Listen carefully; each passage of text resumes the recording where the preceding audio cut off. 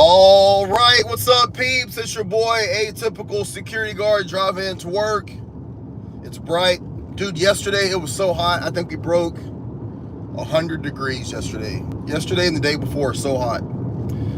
This morning it feels pretty good, so hopefully it won't be nearly as bad. But we're gonna make it do what it do either way. So this morning we're doing a subscriber Q&A. I put up a Ask Me Anything in the community post 2 days ago. Gathered a couple questions, and I'm gonna go ahead and tackle those this morning on my way in to the job. So let's see what we got here. My eyesight is so bad. There's no way. I don't know if I can read these names. Martin Harbison. Martin Harbison says, "Do security guards have a union?" All right. So I'm going to give you the information as best I know it. Contrary to public belief, I don't know everything. So most private security opportunities in terms of jobs are independent of each other, right? So if you're working private security for, Allied Universal, Securitas, any of those major retail security providers, generally there's no union for that. A lot of times when it comes to unions, the unions are going to be found more with in-house security. So you would really want to talk to someone who works in-house security, like hospitals, power plants, government, things like that. Even those, I think unions are probably few and far between. Now, personally, I am not a fan of unions. Let me backtrack that. I'm not a fan of unions in terms of, I don't like the idea that everyone is tied together. A lot of times that can kind of drive down the opportunity for people to make a little bit more money in the private market. But I don't want to go on that rant.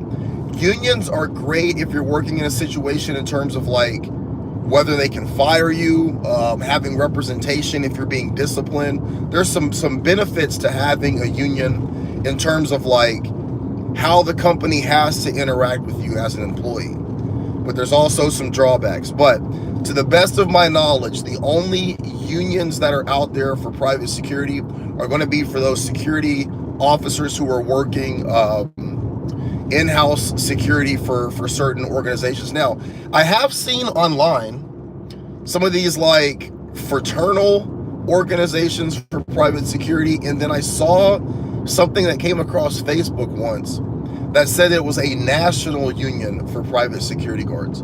Now, I didn't look into it. I haven't done any due diligence with that company, but it was saying that it's a local union, but like on a national level. I don't know how that would play into how that would work for you if you're working in like a security capacity like I am.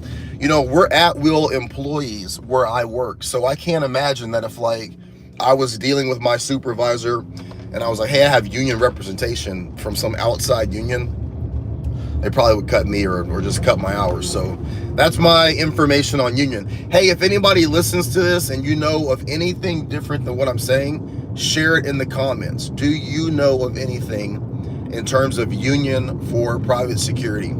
Anything different than what I'm saying? All right, let me see what else I got over here. This is a good one. Matthew 7906 says, how many years of private security experience should you obtain before applying for a public safety officer position? That would be either transit district or college. I don't think that you need to necessarily have security experience before applying for that. Now, you said public safety, so I don't know if that's working for like a municipality or working for a city, if that's something that's similar to law enforcement, or if maybe you're commenting from the UK, maybe it's something different. But I'm just going to assume that you're talking about a law enforcement either type or adjacent job. Dude, I don't think you need private security experience. A lot of times in a situation like that, you're probably better off getting into an environment where they can train you and teach you and mold you in the direction that they want. Yeah, I don't want to say that you're going to pick up bad habits working in security, but probably 90% of the things that you do in that type of environment are going to be different than what you're doing in a private security environment anyway. If you have the ability to get in or get on with an organization that can propel you towards a career that you can do for 20 years, you can have some benefits and some retirement, man, I would get into that shit as soon as you possibly could. I would not waste one single second doing anything that is below the level of what you ultimately want to do. If you want to be a cop, you want to be a sheriff's deputy, corrections officer, if you can get in right off the street, day one, I would take it. I would not spend any time trying to get experience working private security because it's going to be completely different. Some of the stuff might be somewhat similar, but they're going to train you the way they want you to do your job, bro. I would get into it if I could. Give me 1 second here and I will answer the next question. Someone says, do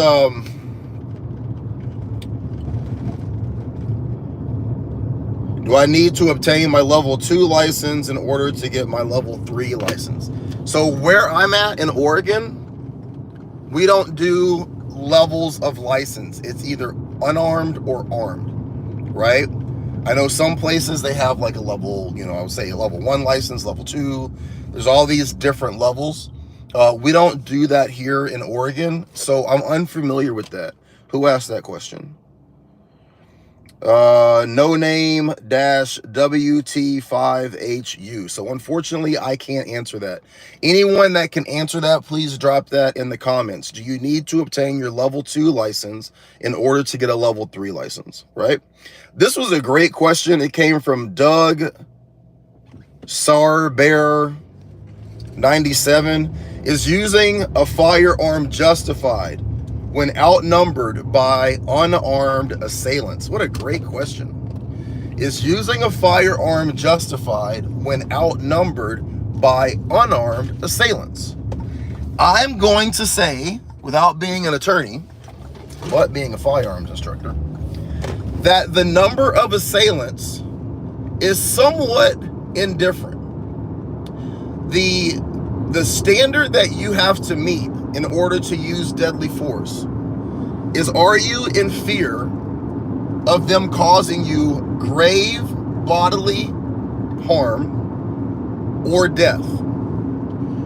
Not only that you are in fear of grave bodily harm or death, but do the people that are in this position have the means, the opportunity, and the intention to cause it? Guys, I had a live stream yesterday when I was on my way to the shooting range and I was talking about report writing. The one thing that you hear from the public, and I saw a thing on Instagram. I'm making a thread here, so stick with me. I'm going somewhere with this. There's a video of a security guard at one of our local hospitals. I did a story on it 2 weeks ago, where he's wrestling this woman down to the ground. Now, she's screaming, I didn't do nothing, and he's wrestling her to the ground, right? And it's a little aggressive, and they bring over a couple of other security guards. They end up handcuffing this woman and detaining this woman. Everybody in the comments, from the YouTube page to the Instagram page that I saw last night, almost 90% of the comments are, security guards have no authority to touch you. A security guard can't touch you. A security guard can't arrest you. A security guard can't detain you. And I'm like, bullshit. And I put up a comment in the Instagram post. I said, there's a huge misconception out there as to what security guards can do. A lot of people are confusing shall not based on the contract versus can, right? Let me say that again. A lot of people in society have the understanding of shall not based on the contract. There's a lot of companies out there that have contracts where they're a hands-off company, right? Because this goes into my conversation yesterday, 90% of the private security companies that are out there, they simply want to provide a body, check the box, and get the check. They're not necessarily there to actually provide any sort of security. And most of the companies that are asking for security, they don't really want you to do anything. They just want you to be there to provide that box that's checked for the insurance company, right? It's all a big ruse. That's a different conversation. So my point is that when I was talking yesterday, I was saying that there's all kinds of things that we have at our disposal when working private security. A lot of times it comes down to the language in the contract and the post orders. But if you have to defend yourself, if you have to detain somebody, if you have to arrest somebody, all of that, if you have to shoot someone, all of that is at your fingertips. No pun intended. The caveat is that you have to be able to articulate it. You can, C-A-N, you can do almost anything that a law enforcement officer does. But just like a law enforcement officer, you have to be able to articulate it. So let's get back to that question. Can you use deadly force if you are outnumbered by unarmed assailants? Now, the question is, are you in fear of grave bodily injury or death? And if the answer is yes, can you articulate that the people that are attacking you had the means, the intent, and the opportunity to do so? Now, short of us being there to see what happens, and some of us even seeing what happened would have differing opinions, that is going to be the place that you find yourself in. And at the end of the day, you are going to be the one that is going to have to convince that district attorney, that prosecuting attorney, or that jury that what you did was justified. That was a very long way to get to that answer, but it tied in to this idea and this understanding that most people have, this misunderstanding that most people had, which ironically goes into another question. Let me see what this person said.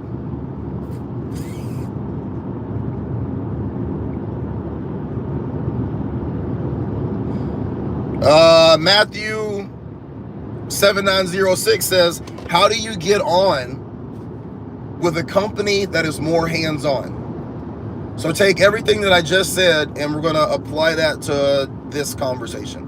How do you get on with a company that is more hands-on? If you're in the process of looking for a company to work for, this is a conversation that you have when you're in that interview process. Now, the reason why that would be the easy way to do that, you have this conversation when you're in the interview process. But my question to you is, why do you want to work for a company that's more hands-on? Guys, over the last week, I'd say week and a half, I think I had 3 hands-on incidents in the past week, which is a lot for me. I think in 4 years, I might, if you count the 3 that have happened over the last week and a half, maybe,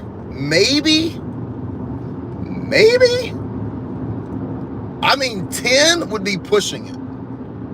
10 hands-on use of force incidents, 10 would be pushing it in 4 years. But let's just go with 10, a nice round number, okay?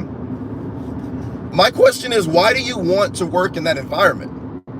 I understand how boring security can be. I like boring. I don't like writing reports. Number one, I know that when I'm writing a report, something has happened that could potentially lead to an issue.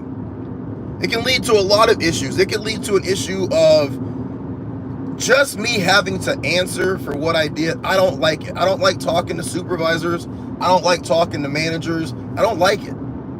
I don't like the scrutiny, right? I don't like people having to come to my location and dig through videos, because generally, even if they don't find what they're looking for, they find something. I don't like that shit, right? I don't like being micromanaged. I don't like being under the microscope. On top of that, I don't want to be liable for something. So I do my absolute best to try and avoid any of these hands-on situations, but you can't avoid all of them. But I often wonder why people want to get involved in it. I know it gets boring. I know that, like, in your mind, In my mind, I feel like I'm a pretty tough guy. I get that. I'm a big dude. Like, it's rare that I'm in fear of getting my ass whipped, but guys, anybody can catch it. We've talked about on this channel people that have gotten shot. We've talked about people that have dealt with someone and then unbeknownst to them, someone's come up behind them and stabbed them. Guys, remember that situation at Macy's in Philadelphia, right at the turn of the year last year? Two guys stopped some shoplifters over some fucking hats. You know, a hat like what I'm wearing. And the guy comes back, stabs and kills one, stabs the other one. They were able to, the second person was able to survive. But, you know, a lot of these situations, you guys don't think about how it can go down. I saw a story 2 days ago where a security guard got into a fight with a dude. The guy wasn't even that big, wasn't that strong. He just like caught him on the chin with a decent punch. Security guard falls back, hits his head on the curb, and he dies. Like, any of these little freak, crazy accidents can happen. You could get involved in a hands-on situation, twist your knee, blow out your ACL, blow out your MCL. You can't work for the next year. And you're in a situation where, you know, you can't afford to pay your bills or be able to take care of your shit. Like, it's not like every situation just works out. There's liability, there's culpability, there's the potential for you to get shot, the potential for you to get stabbed, the potential for you to harm someone. There's so many different ways that can go. We saw a video the other day. Police officer gets into a hands-on situation with a guy. He's so out of shape that he detains the guy, he subdues the guy, he gets the guy handcuffed, walks back to his police car, has a heart attack, and dies. There's so many different things that can happen, guys. So, I mean, as much as I respect it, I get it. I was young once. I know that our career, our jobs, working in private security, a lot of times people feel embarrassed by that.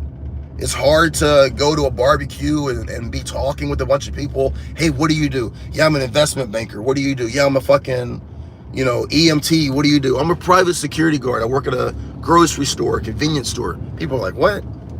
Yeah, but we're hands-on. I fight with crackheads all day. Like, that might make you feel a little bit better. At the end of the day, nobody gives a shit. They don't care. Yo, you see me trying to get over, fam? Come on. That one little interchange is like the worst part of my drive. That's my thing. There was another good question on here. What do you do? Okay, wait. Here's a good one. John Walton. How did you get into private security? How long have you been involved in the industry? All right. I got involved in private security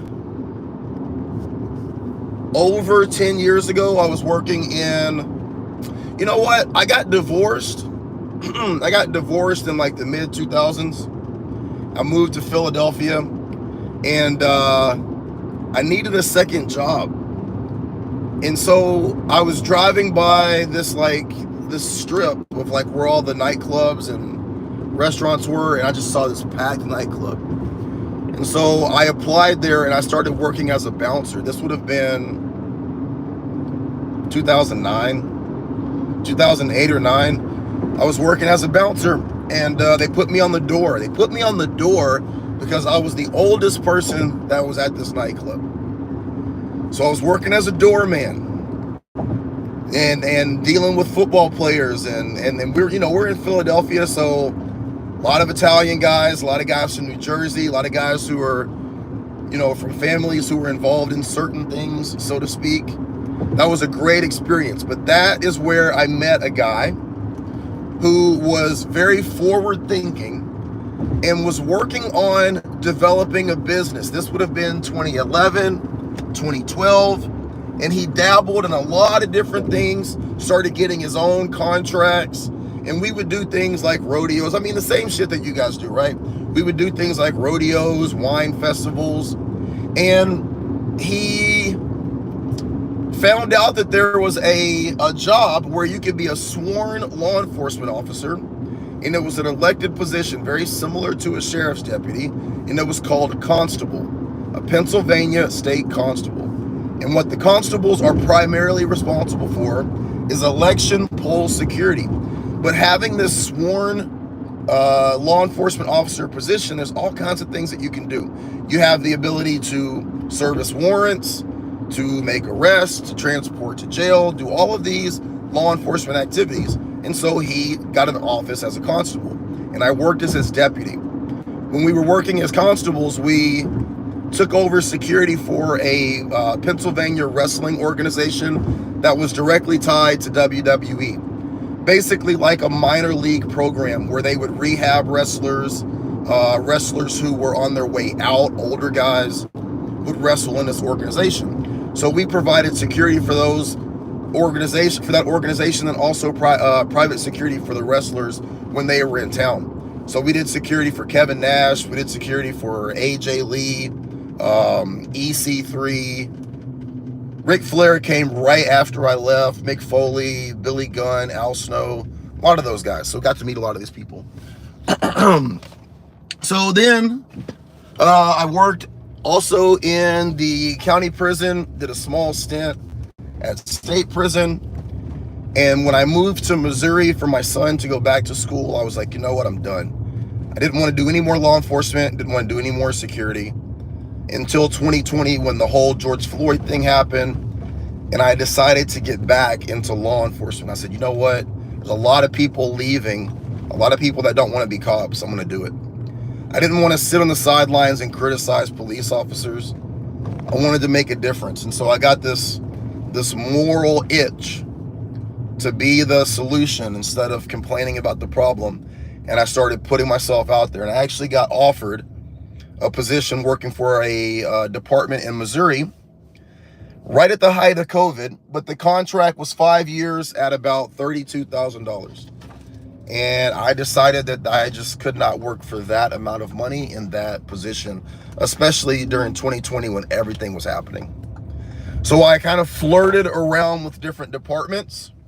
I interviewed with Portland State University, interviewed with Port of Portland, which does airport security, was offered jobs with both of those, ultimately turned them down for various reasons, got denied a couple of positions, a couple of different opportunities didn't work out for me. So during all of that time of 2020 being here in Portland, while I was interviewing for these police department positions and the sheriff's department, I'm working private security. And while I'm working private security, I'm working executive protection during the riots. I'm working at the store that I work now. And I'm dealing with all of this stuff. I'm right there in the thick of it. And 2020 was wild. 2021 was wild. 2022 was wild.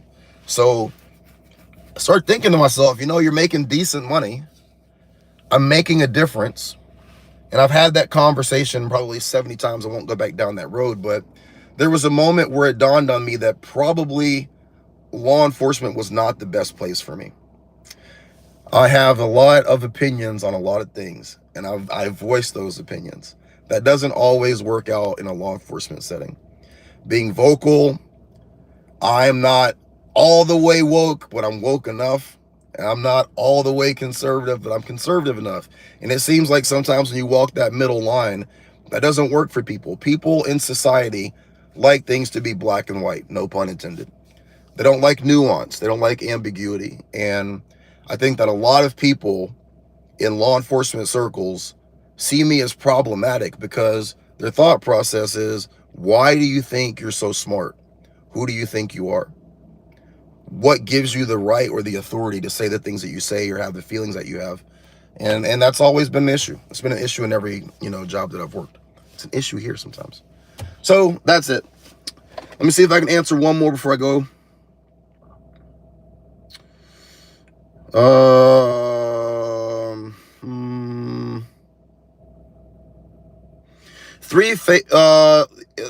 At STEP5EK says 3 favorite fixed blades and folder knives that you carry for duty. The only knife that I carry on duty is the Out the Front Cobra Tech. Okay, this is it. Out the Front Cobra Tech. Rapid deployment, like that. Okay. Number one, because when it's on my uniform, it does not look like a knife. Most people do not expect this to be a knife. I'm very big on your knife not looking like a knife, because it can elicit crazy responses from people. I know that's weird, seeing as how we're armed security guards, but you know, there's really no knife certification. Why are you carrying a knife? Well, I use this to open up everything that I eat for lunch and for my snacks. It's also a last ditch item if something were to go morbidly, tragically wrong. This is a great thing to have.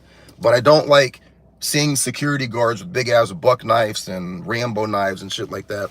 I don't think it's appropriate. So the only knives that I really recommend for me, you guys do whatever you want, is something that doesn't necessarily look like a knife, right?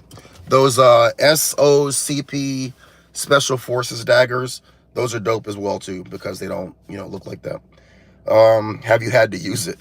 I use it every day, bro. I open up my food and my snacks and my drinks with this.